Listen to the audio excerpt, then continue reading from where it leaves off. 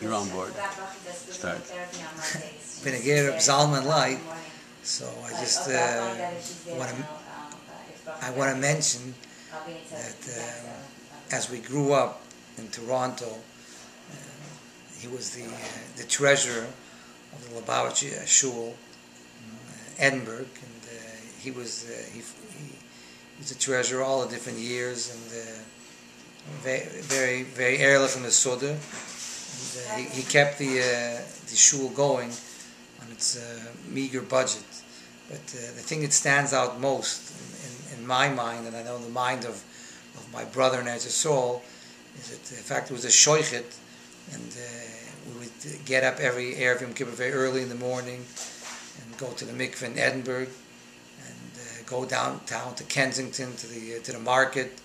And he had his long white chalat with the chalaf, and with the shech the chickens, and he had just getting up bashmoras haboiker. In those days, we didn't know about Haseres Mei Tshuva, doing it by night at 10 o'clock, 11 o'clock.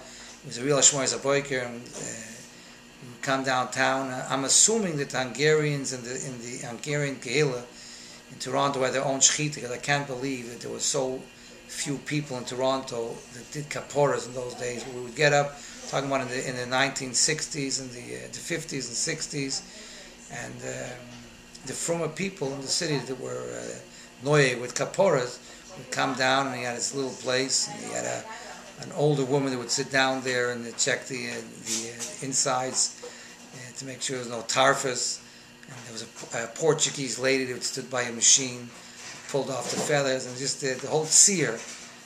It's like eingekarbt the year Shemayim, watching him shecht with the ehrlichkeit. That was the tzir we had. And Ara Yoim Hazeh, my brother makes a major kaporas ceremony in Rehovot, and I believe every year he tells over the kaporas experience that we had in Toronto, which was the kaporas that we had by Reb Zalman Light. Just two interesting joking stories we have in my family about Reb Zalman is that my father was an American, he was a Yankee, and Reb Zalman was from Russia, and my father didn't know a lot of the Russian words that were common. One time Reb Zalman mentioned to my father that we were talking about where they're going to stay when they go to New York, some Torah. And he said to my father that if need be, he can sleep on a raskladushka. Yes, my father said, a what? He said, a raskladushka. My father, what's a raskladushka? He said, it's a cot. Maybe a folding bed, a cot. Yeah. Anyway, my father, if anybody knows his type, I mean, he picked up that word. From now on, that became a code word in our house, a raskladushka. If my father would come home with a guest that was a little off, and he wanted to warn my mother, for the Shabbos meal, she shouldn't expect or she should expect what she should see, what's going to happen. So my father would just come home and say, "That's a shtickle raskladushka." That was a code word in our family from Reb Zalman Light. That means expect the worst. And another interesting story that happened. My father used to talk about that one time he was teaching in Lubavitch in Edinburgh, and the secretary walked in and she said to my father, "There's a Reverend White on the telephone to speak to you." She said normally she wouldn't want to disrupt him in the middle of class, but she figured if a reverend calls him, so she's going to disturb him. She came in, there's a Reverend White. She figured there must be some prestigious priest on the telephone, Reverend White.